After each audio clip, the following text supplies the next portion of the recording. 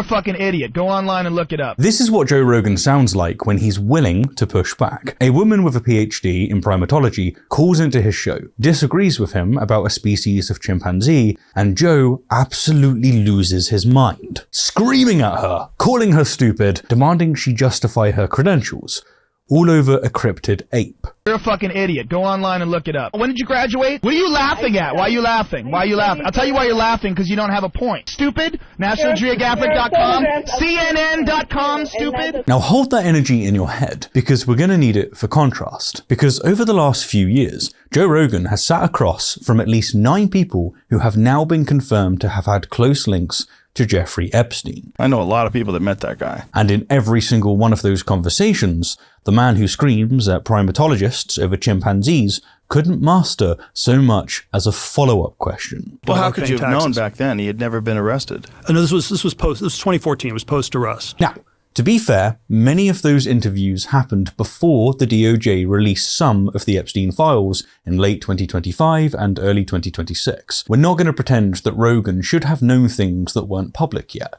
But here's what was available in every single case. Publicly reported connections, the guest's own admissions, and, most importantly, Rogan's own encyclopedic knowledge of the Epstein story, which he'd discussed on hundreds of episodes. He knew the story inside out, and he still couldn't bring himself to press these people. So the question this video is really asking isn't whether Rogan is secretly compromised, or whether he's a CIA asset, or any of the more conspiratorial theories floating around. The question is more simple than that.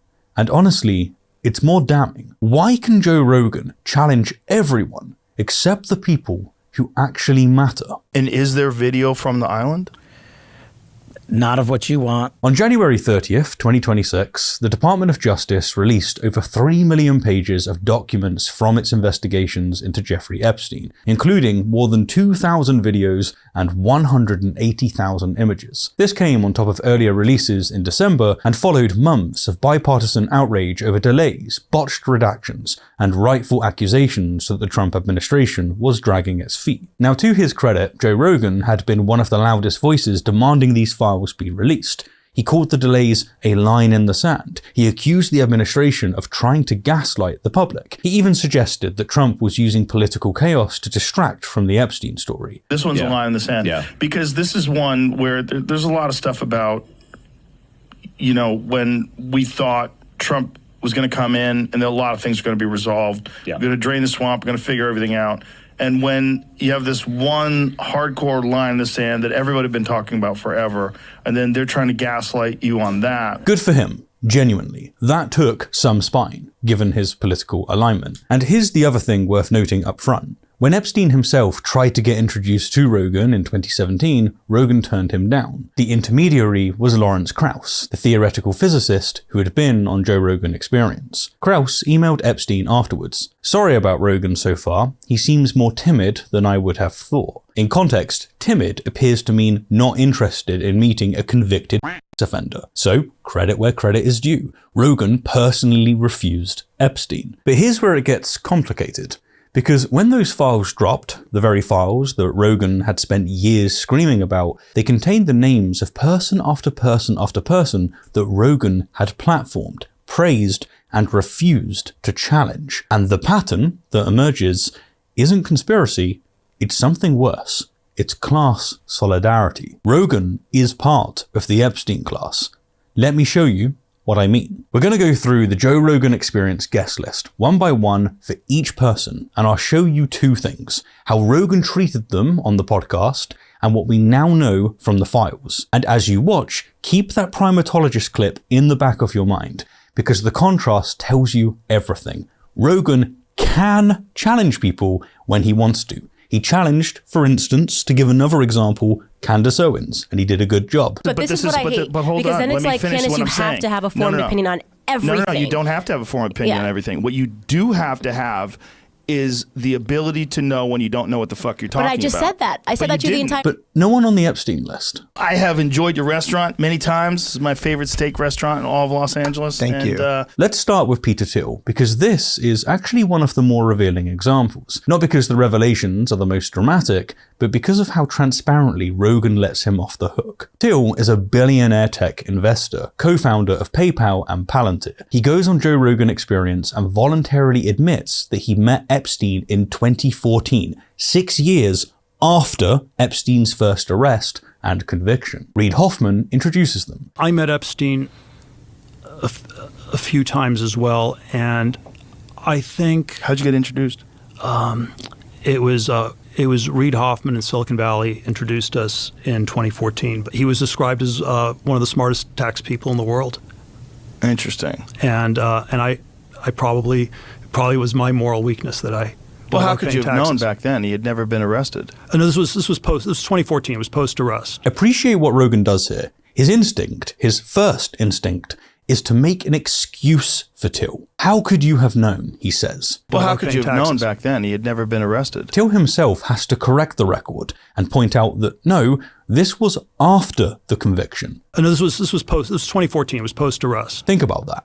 Rogan knows the Epstein story so well, he's discussed it on hundreds of episodes. And yet, in this moment, his reflexive response isn't to probe, it's to provide cover. And does Rogan follow up? Does he ask what Thiel and Epstein actually discussed? Does he ask how many times they met? Does he ask why a billionaire tech investor would take meetings with a convicted offender based on a recommendation that he was a tax guy? No. He says this. Well, he tricked a lot of people. I know a lot of people that met that guy. That's it. That is the extent of Joe Rogan's interrogation of a billionaire who voluntarily told him that he met with a convicted offender post-conviction. And when Thiel starts gesturing towards something potentially interesting, this idea of a secret society feeling around Epstein, I think a lot of it was this strange commentary on, I know there was some secret club, secret society you could be part of. Right. Rogan steers the conversation into a comedy bit about Soho House. I mean, you just go to a place that you have to be a member to go to, and everybody wants to be a member. Oh my God, gotta get it. And then you get like the Malibu Soho House. It's different from the other ones. You have to have membership only there. Ooh, do you have membership there? Whether that's deliberate or just reflexive doesn't matter. The effect is the same. The conversation moves away from anything uncomfortable, and Thiel walks away completely unscathed. Now here's what the files have since revealed. The January 2026 DOJ release shows emails between Thiel and Epstein arranging dinners together in various locations. There's even a reference to meeting on what appears to be an island. Thiel was also presented at an August 2015 dinner in Palo Alto alongside Musk, Zuckerberg, and Reid Hoffman. A dinner Epstein described as wild, 7 years after his conviction. None of this was public when Rogan interviewed Thiel, but it makes Rogan's "he tricked a lot of people" handwork look even more like a missed opportunity in retrospect. I guess it's just a shame that Thiel is a billionaire and, not a primatologist with a PhD. You're a fucking idiot. Go online and look it up. Next up, Elon Musk. Musk has been on Joe Rogan Experience at least 3 times, including the now iconic episode where he smoked weed on camera. He's also been one of the loudest public voices demanding the Epstein files be released. In June of 2025, during a feud with Trump, Musk actually tweeted, "Time to drop the really big bomb. Donald Trump is in the Epstein files." That's the real reason they have not been made public. So, Musk has positioned himself as the truth teller, the man brave enough to blow the whistle. But here's the thing. Even before the files dropped, Musk's own connection to Epstein was publicly known. He told Vanity Fair in 2019 that Epstein tried repeatedly to get me to visit his island, and that he'd declined. He posted on X in 2025, "Epstein tried to get me to go to his island and I refused." These were Musk's own public statements. Rogan knew them, at least the former, or certainly should have. And yet, on the podcast, when Musk listed the people connected to Epstein, that's right, he brought it up, look what happens. Known Epstein clients, who are obviously extremely powerful, they're powerful politically and very wealthy, are Bill Gates, Bill Clinton, and Reid Hoffman. And some others too, but those three. He names everyone else while leaving himself completely off the list. And Rogan, the man who screams at a primatologist, the man who has discussed the Epstein story exhaustively for years, the man who knows his guest has publicly acknowledged meeting Epstein, says nothing. And some others too, but those three. So No, well, you've acknowledged meeting him too, right? Not even a playful nudge, just silence. And Musk walks right past it. So why was Reid Hoffman so intent on destroying Trump? And here is what the files have since revealed. The picture is far worse than what Musk publicly claimed. Shock, I know. The January 2026 DOJ release contains at least 16 emails between Musk and Epstein from 2012 to 2013, years after Epstein's conviction. In one, Musk asks, "What day/night will be the wildest party on your island?" In another, "I really want to hit the party scene in St. Bart's or elsewhere and let loose." In December 2013, Musk writes, "We'll be in the BVI/St. Bart's area over the holidays. Is there a good time to visit?" Epstein replies, "Any day 1st to the 8th. Play it by ear if you want. Always space for you." Epstein's assistant sent a calendar reminder. Reminder, Elon Musk to island December 6. Is this still happening? Adding to this, a Lead Stories fact check confirmed that it was Epstein, not Musk, who cancelled one of the planned visits. So the emails don't show Epstein pursuing Musk, they show Musk pursuing Epstein, the opposite of what he had been claiming for years. And Musk's daughter, Vivian Wilson, confirmed the family was in St. Bart's at the time specified in the emails. The question now then, I guess, is will Rogan ever address any of this? Let alone with Musk? Or will he get another conversation where the world's most prolific podcaster somehow doesn't notice the elephant in the room? Moving on, it's time to talk about Kash Patel. Kash Patel isn't in the Epstein files himself, but he belongs in this video because he's the person most directly responsible for the delay of their release, and because his Joe Rogan Experience appearance, and Rogan's own retrospective admission about it, might be one of the most revealing moments in this entire story. Patel is Trump's FBI director. He went on Joe Rogan Experience in June of 2025, and the Epstein topic came up directly. Rogan asked him whether there was video from Epstein's island. Patel's answer was this. And is there video from the island? Not of what you want. He then told Rogan that the files were taking time because the FBI was combing through footage. He maintained that Epstein committed.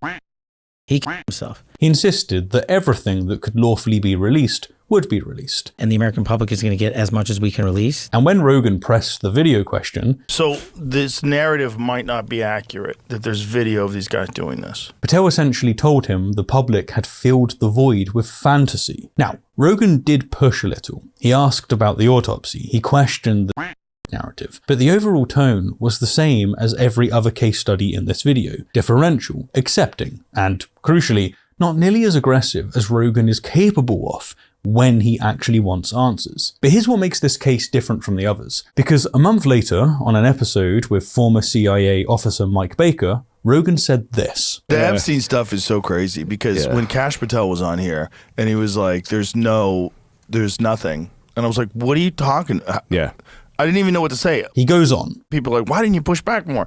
My thought was like, I'm just going to put this out there and let the internet do its work. Because there's nothing I can...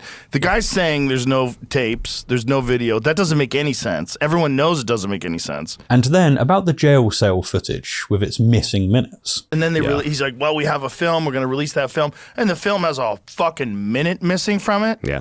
Like, do you think we're babies? Like, what is this? So Rogan knew. He knew in real time that what Patel was telling him didn't make sense. He knew his audience would expect him to push back, and his explanation for why he didn't was, I didn't even know what to say. I didn't even know what to say. The man who screams stupid, nationalgeographic.com, at a primatologist, didn't know what to say to the FBI director. Stupid, nationalgeographic.com. And then, rather than having Patel back on to actually press him, he outsourced it. Let the internet do its work. That's Joe Rogan admitting, in his own words, that he can't do what his audience expects him to do when it matters the most. I'm just going to put this out there and let the internet do its work, because there's nothing I can... He'd do it after the fact to a different guest in a safer room, but not to the man's face. And it got worse. 3 months after his appearance, Patel sat before the Senate Judiciary Committee and told lawmakers under oath that the FBI had no credible information, none, that Epstein had trafficked victims to anyone other than himself. Who, if anyone, did Epstein traffic these young women to besides himself? Himself. There is no credible information.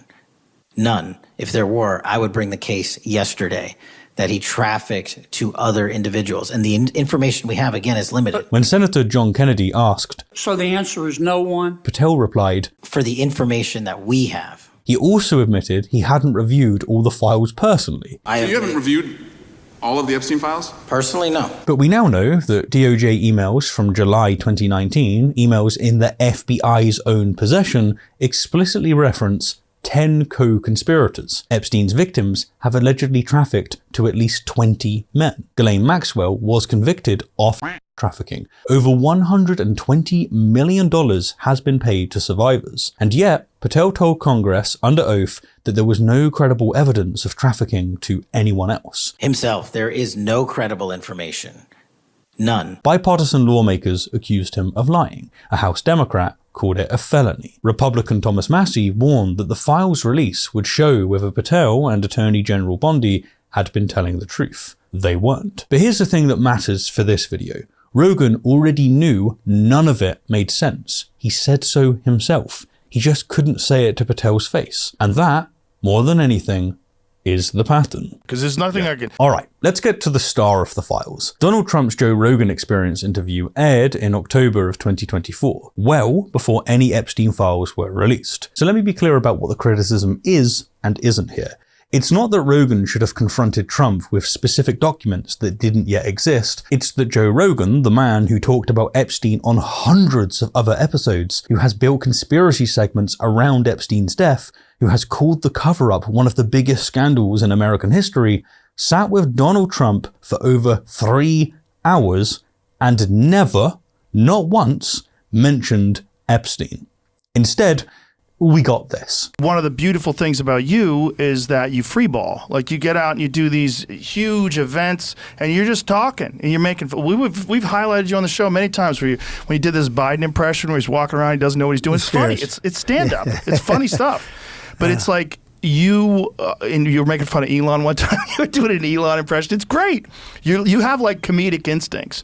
Like when you said to Hillary, you'd be in jail. Like it's great timing. And bear in mind what was publicly known at the time. Trump and Epstein had been photographed together repeatedly. Trump had been quoted saying, Epstein likes beautiful women as much as I do, and many of them are on the younger side. Their falling out was public knowledge. The sweetheart plea deal happened under Trump's future Labor Secretary, Alexander Acosta. None of this was required secret files.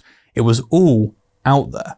And Rogan, across a 3-hour interview with 61 million viewers, didn't raise a single word of it. We've highlighted you on the show many times. Well, here's what the files have since revealed. And this is just to scratch the surface. Trump's name appears more than 1,000 times in the released documents, with over 38,000 references related to Donald Trump. A number FBI Director Kash Patel had told Congress was fewer than 100. If you don't know the number, it could at least be 1,000 times. It's not. It's not. Is it at least 500 times? No. Is it at least 100 times? No. Then what's the number? I don't know the number, but it's not that. The files confirmed Trump flew on Epstein's private plane multiple times in the 1990s, directly contradicting his 2024 claim that I was never on Epstein's plane. They contained an FBI interview with the former Palm Beach police chief who says that Trump called him in 2006 and told him everyone has known he's been doing this, contradicting years of Trump insisting that he had no idea. They contain a document seen by Representative Jamie Raskin in the unredacted files in which Trump reportedly admitted Epstein had never been asked to leave Mar-a-Lago, contradicting his most repeated defense. They contain FBI compiled assault allegations. They show Trump personally lobbied Republican members of Congress to stop the Epstein Files Transparency Act from passing. And when the files came out anyway, Trump called them a hoax, a distraction, and claimed they absolved him. Well, I don't want to talk about it because fake news like you're a terrible reporter, and fake news like you, they just keep bringing that up to deflect from the tremendous success of the Trump administration. 3 hours.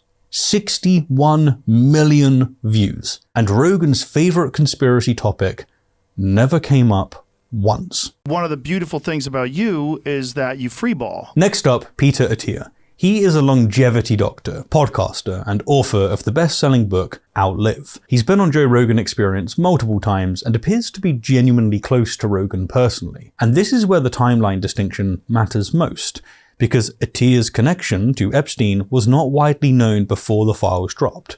So we can't fault Rogan for not grilling Attia on something he likely didn't know. What we can say is this. Now that the files are out, the scale of Attia's involvement is staggering, and Rogan's response, or more precisely, his lack of response, is becoming a story in itself. Attia's name appeared over 1,700 times in the Epstein files. Yeah, 1,700 times. Not a passing mention, huh?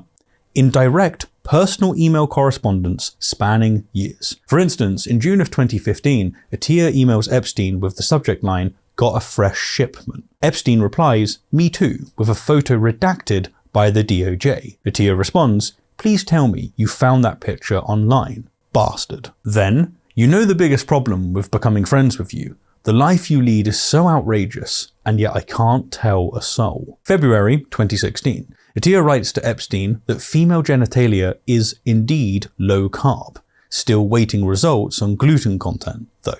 Given the nature of Epstein's crimes, the implications of this kind of crude banter are deeply uncomfortable. Remember, this all happened years after Epstein had been convicted. April 2016. Attia references LSJ, almost certainly Little St. James, Epstein's Island, saying, "I need to visit sometime." 2018. After the Miami Herald published its bombshell investigation identifying 80 of Epstein's victims, Attia emailed Epstein asking about the legal fallout. Attia met with Epstein 7 or 8 times between 2014 and 2019 at his New York City home. All of this was post-conviction. He's since issued a public apology calling his emails embarrassing, tasteless, and indefensible. CBS News hired him as a contributor days before the files dropped. 60 Minutes dropped his segment. He was dropped by David Protein and AG1. His career is in freefall. And this is someone who is reportedly close to Rogan personally. So the question isn't why didn't Rogan grill him before? It's what does Rogan do now? Does he address it? Does he have Attia back on to answer for the 1,700 documents? Or does he pretend it isn't happening, the same way he pretended that Epstein didn't exist during the Trump interview? Moving on, we have Lawrence Krauss. Krauss deserves special attention because he's the thread that connects Epstein directly to Rogan. Krauss is a theoretical physicist who appeared on Joe Rogan Experience in 2017. After the episode, Epstein emailed him, "I saw you did the Joe Rogan show. Can you introduce me? I think he's funny." Krauss replied, "I will reach out to Rogan. I think I have his email, or at least his producer's email." A few days later, "Sorry about Rogan so far. He seems more timid than I would have thought." Now, Rogan obviously didn't know about this email exchange at the time, and again, credit where it's due. He turned Epstein down. But let's be clear about who Krauss is, because this is the kind of person who was moving freely through Rogan's orbit. Krauss received $250,000 from Epstein's foundation for his Origins project in Arizona State University. He defended Epstein publicly after the 2008 conviction, saying, "As a scientist, my presumption is that whatever the problems were, I would believe him over other people." When Krauss himself faced misconduct allegations in ASU, he turned to Epstein for advice. Here's what he said. "Krauss, can we talk tonight? I need advice." Epstein's response? "Did you have with her? Condom." I wouldn't respond. My advice is consistent, off the record. But here's the thing. Epstein understood exactly what Rogan's platform was. He saw it as a space where powerful people could sit comfortably, reach millions, and leave unchallenged. Rogan kept him out personally, but as the files now show, everyone around him walked straight through. Alright, one more. Adam Perry Lang. This one is different from all the others because here the timeline difference doesn't apply at all. Adam Perry Lang is a celebrity chef. He worked as Epstein's personal chef for 4 years in the late 1990s, flying with him on his private jet, cooking at his various properties, including Little St. James. This was all public information reported in articles before he went on the Joe Rogan podcast. What's happening, brother? How are you? Good to be here. Good to have you. I have enjoyed your restaurant many times. This is my favorite steak restaurant in all of Los Angeles. Thank you. The entire interview, recorded in 2020, being 2 hours long, is about restaurants and cooking. Epstein is never mentioned once. Rogan's favorite steak restaurant. That's the angle. A man who cooked for Jeffrey Epstein for 4 years, who flew on his private jet, who served food at properties where children were being abused, and Rogan wants to talk about the perfect ribeye. This was publicly reported, easily Googleable information, and Joe Rogan, the man who questions everything, didn't ask a single question about it. This case, more than the others, strips away the timeline excuse entirely. Rogan didn't need the files to ask Adam Perry Lang about Jeffrey Epstein, did he? He just chose not to. I have enjoyed your restaurant many times. So, let's step back and look at what we've actually got. Because when you lay all of this out in sequence, a very clear pattern emerges, and it has nothing to do with conspiracy theories about the CIA. With Till, a guest voluntarily admitted to a post-conviction relationship with Epstein. It was Reid Hoffman in Silicon Valley introduced us in 2014. And Rogan instantly makes excuses for him. Well, how could you have known back then? He had never been arrested. No, this was 2014. It was post-arrest. With Musk, a guest conspicuously omits his own publicly known Epstein connection while naming everyone else. Bill Gates, Bill Clinton, and Reid Hoffman. And Rogan doesn't notice or doesn't care. So with Patel, Joe literally admitted to not pushing back because he didn't know what to say. And I was like, what are you talking about? Yeah. I didn't even know what to say. With Trump, 3 hours, 61 million views, and Rogan's favorite conspiracy topic never comes up once. You have like comedic instincts. With Atia, 1,700 documents and counting, and radio silence. Damn. With Adam Perry Lang, a publicly known Epstein chef, gets a nice chat about steak. My favorite steak restaurant in all of Los Angeles. Thank you. Now compare that to this. Yeah, I'm a primatologist. There's no such thing as a Bondo ape. You're a fucking idiot. Go online and look it up. He'll go nuclear on anyone he perceives as beneath him. The aggression is certainly there. The capacity for confrontation is there. It just mysteriously vanishes whenever the person across the table has real power. And I want to push back on two common explanations for this, because I think they both miss the mark entirely. The first explanation is that Rogan is compromised, bought out by the CIA, or secretly controlled by some shadowy network. I don't buy this. It's conspiratorial thinking that lets Rogan off the hook by making him a victim of manipulation rather than an active participant in a social ecosystem. The second explanation is that it's just coincidence. Yeah, Rogan's had over 2,000 guests, and when you're interviewing that many people, some of them are bound to have Epstein connections. There's something to this, I will admit, but it doesn't explain the behavior. It doesn't explain the Soho House pivots. Ooh, do you have membership there? And the instant exonerations. Well, how could you have known back then? He had never been arrested. It doesn't explain the questions he doesn't ask. The real explanation, I think, is simpler and more uncomfortable than either of those. Joe Rogan doesn't challenge these people because he is, to a very large extent, one of them. This is a man with a $250 million Spotify deal. He lives in a mansion in Austin with private security. He moves in the same circles as these tech billionaires and political power brokers. They're not his interview subjects. They are his peers, his dining companions, his friends. And challenging them would mean challenging the world that he inhabits and benefits from. It's the same reason that nobody in that August 2015 dinner at Palo Alto pushed back on Epstein being there. That dinner, which the files describe Epstein calling wild, had Musk, Zuckerberg, Till, Reid Hoffman, and several others, all sitting at the same table as a convicted offender 7 years after his conviction. Nobody said anything. Nobody left. Nobody asked why the convicted was at the tech industry dinner. Because when you're in the club, you protect the club. And that is what Rogan does. Not because he's been instructed to, not because he's being blackmailed, but because that's what people empowered do for each other. They extend the benefit of the doubt. They change the subject. They make excuses. He tricked a lot of people, don't you know? Well, he tricked a lot of people. Here's what makes this genuinely poetic. He saw Rogan's platform for exactly what it is. A space where powerful people could go to be humanized, to get the softball treatment, to reach millions of people without being seriously challenged. But Epstein didn't need to be on the show himself, because all of his associates got that treatment anyway. One by one, they sat in that chair. Till, Musk, Trump, Atiyah, and one by one, Rogan gave them a platform with no accountability. Epstein called Rogan funny. Krauss called him timid. His audience is now, rightfully, calling him something worse.